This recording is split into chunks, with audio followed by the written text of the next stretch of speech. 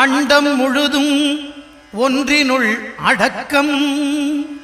அதுவே ஆனை முகமெனும் ஓங்கார விளக்கம். சுழலும் கோள்கள் அவன் சொல் கேட்கும். அவனை தொழுதால் போதும் நல்லதே நடக்கும். ஆனை முகனை தொழுதால் நவக்கிரகங்களும் மகிழும். நல்லதே நடக்கும், நல்லதே நடக்கும்.